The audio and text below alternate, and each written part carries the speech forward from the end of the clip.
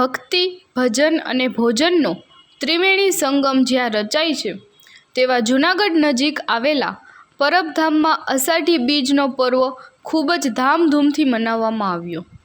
પરબધામમાં અષાઢી બીજના પાવન પર્વને લઈ તૈયારીઓ ધામધૂમથી થઈ હતી. બીજના દિવસે અંદાજિત 2 લાખ કરતાં વધુ લોકો ભોજન, ભજન અને ભક્તિના ત્રિવેણી સંગમમાં ભાગ લેવા માટે ઉત્સાહિત થયા. સમગ્ર રાજ્યમાંથી ભક્તો અમર દેવીદાસ, સત દેવીદાસના દર્શન કરવા માટે ઉમટી પડ્યા. પરબધામ મંદિર પરિસરમાં આયોજન કરવામાં આવ્યું. દીન દુનિયાની સેવા કરવા માટે સમગ્ર ભારત વર્ષમાં પરબધામ આજે પણ આસ્થાનું કેન્દ્ર છે. અહીં આદિ અનાદિ કાળથી અષાઢી બીજના દિવસે પરબધામના મેળાની ઉજવણી થાય છે. પરબધામ મંદિર પરિસર દ્વારા સમગ્ર મેળાનું આયોજન કરવામાં આવે છે. ધામધૂમથી આ મેળામાં લોકો ઉત્સાહથી ભાગ લે છે. હું આચાર્ય શ્રી પરબધામ પ્રવીણભાઈ જોશી.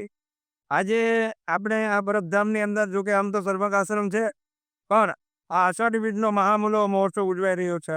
અને આ ઉત્સવ નિમિત્તે દેવીદાસ બાપુ અને અમરમાના વખતમાં આજથી 350 અંદાજિત વર્ષો પહેલાં દેવીદાસ બાપુ અહીંયા ખૂબ જ સેવા કરી અને સેવા સમગ્ર ત્યાં સંપૂર્ણ કર્યા પછી એને એમ થયું કે હવે મારે આ ધરતી ઉપરથી વિદાય લેવી છે. એટલે દેવીદાસ બાપુએ નિશ્ચિત કર્યો, એ સમય એ કી તિથિ છે, અષાઢ સુદ ગીલ. ત્યારે એમણે નક્કી કર્યું કે હવે મારે મારું કાર્ય સંપન્ન કરીને જવું છે.